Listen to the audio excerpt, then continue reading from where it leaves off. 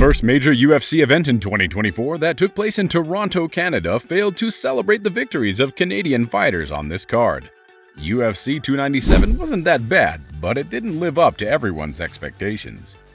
Out of 12 fights, we saw 2 knockouts and 3 submissions, and all the others went the distance. Nevertheless, come with us through the analysis of the fights from the main event and see what happened. The honor of opening the first main event this year belongs to undefeated Movsar Evloev against the 4th in the ranking Arnold Allen. The match started with testing from both sides, accompanied by several jabs and kicks to the body. After 2 minutes, Movsar went for a takedown, but Arnold successfully defended. We also witnessed great scrambles on the floor, but by the end of the first round, Evloev managed to register several takedowns and control, as we are used to, and take the round. The second round started at the same pace, and the Russian quickly scored a takedown, after which Arnold managed to get up and reach the clinch. In the beginning, Allen had 1 attempt at a high kick, and Movsar later managed to shake his opponent with a right hook, but without a finish. Allen's corner asked him to go forward, which he did, but when defending against one of the takedowns, the Englishman sent several illegal knees to the Russian head. The doctor had to enter the cage, but the match continued without consequences.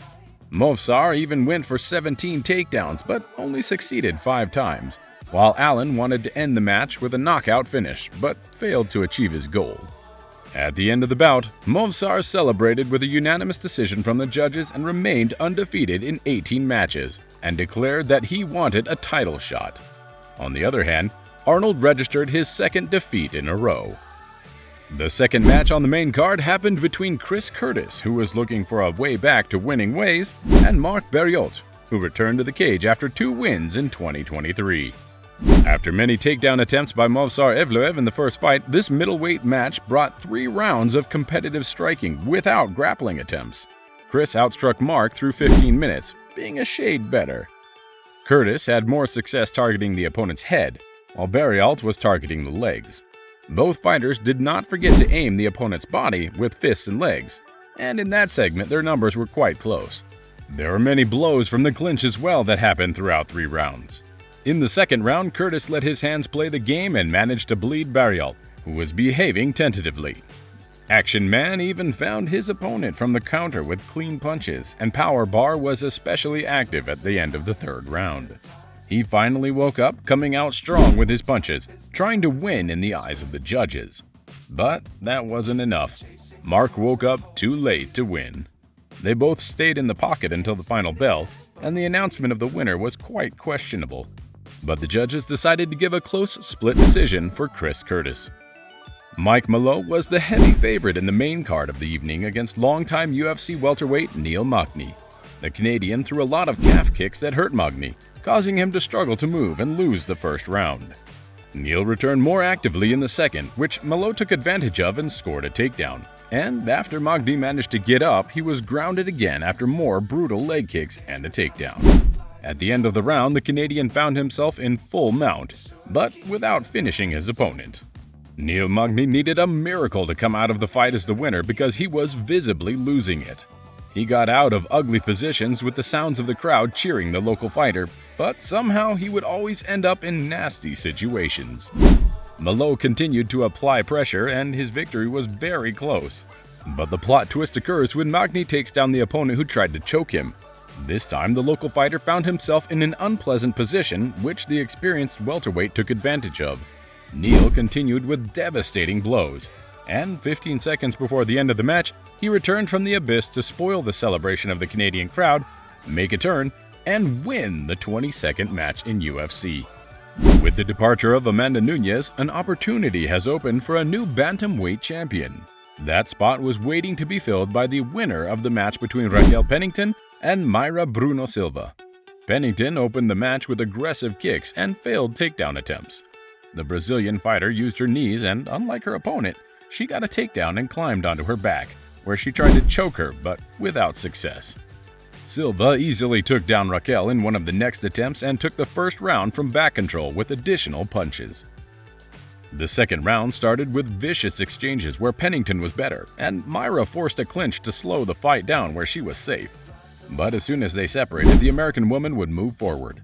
Silva almost reached the finish, which could have looked like Alexa Grasso's upset. The aggressive submission artist jumped on Pennington's back in a standing position and tried to choke her, but again, without a finish. Pennington, as expected, was better in the stand-up where she behaved relentlessly, pressuring Myra, for whom closing the distance was the only way to survive. There was no lack of aggression in the third round, but there were no significant changes, except that after one grappling exchange, the American had a guillotine attempt, but the crowd did not sound as if they were satisfied with the match. In the last rounds, the Brazilian ran out of gas, which is why she cleared her opponent's way to victory.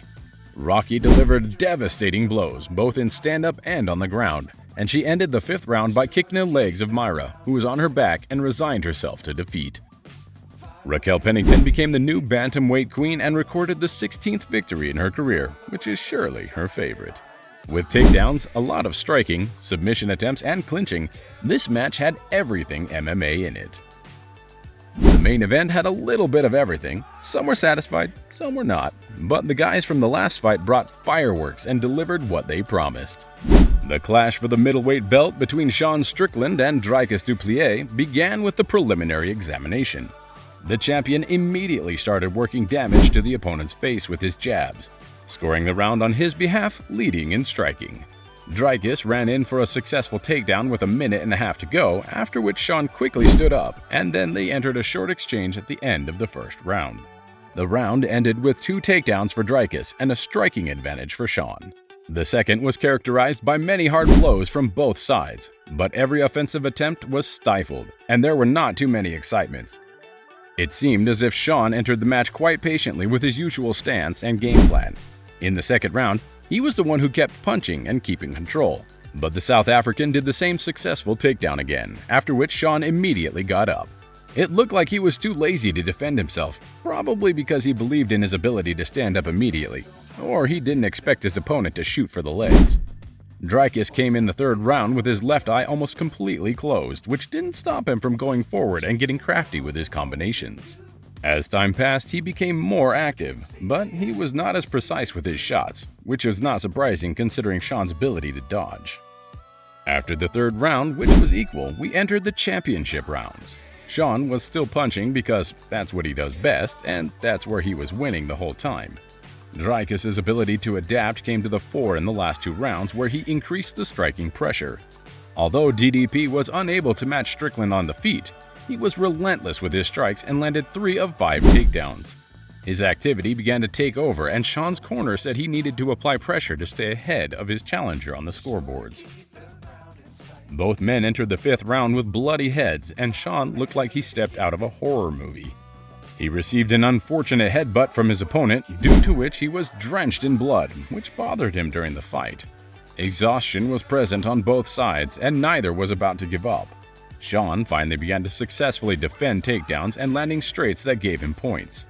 The crowd was on their feet in the last round, and in the last minute of the match, we saw short exchanges where both men let their hands loose and went for each other's heads. But the finish was not there. In an uncertain and exciting technical match, DRICUS DU PLESIS managed to get another championship belt in his career by a split decision. The boys promised more, and we got that with the addition of blood and non-stop action that kept us on our toes. The final result says that Sean was better in striking, but DDP proved to be the better martial artist with a mix of wrestling and striking techniques that, with a 2-minute control, brought him to victory. Some would say it was a controversial result. Maybe DRICUS should have done a little more to dethrone the champion. But Strickland is also the one who should have applied extra pressure in the closing rounds to defend his title. Who do you think is the real winner? If you watched our pre-fight analysis, you could conclude what a mysterious matchup this was, and the winner was uncertain. Sean should have been the one to celebrate with a decision victory, and no one could have thought that a master of finishes like DRICUS would be successful in the later rounds, especially since this is his first time going 5 rounds. Strickland proved to be an always dangerous boxer, but DDP was simply the better mixed martial artist. Not bad for the beginning of the year, and we hope for even better events in the future. The first big event crowned 2 new champions, and the year 2024 is full of surprises and potential future scenarios that will get your attention. We can't wait to see what the UFC has in store for us. Thank you for staying until the end of the video. Share your thoughts with us in the comments and stay with your MMA Corner TV for more interesting and entertaining content.